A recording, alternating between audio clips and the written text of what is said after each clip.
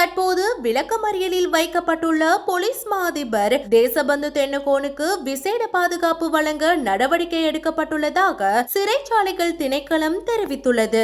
அவர் தற்போது பல்லேகலை தும்பர் சிறைச்சாலையில் உள்ள ஒரு பாதுகாப்பான அறையில் தடுத்து வைக்கப்பட்டுள்ளார். நீதிமன்ற உத்தரவுகளின் அடிப்படையில் இவ்வாறு விசேட பாதுகாப்பை வழங்க நடவடிக்கை எடுக்கப்பட்டதாகவும் சிறைச்சாலைகள் திணைக்களம் குறிப்பிட்டுள்ளது.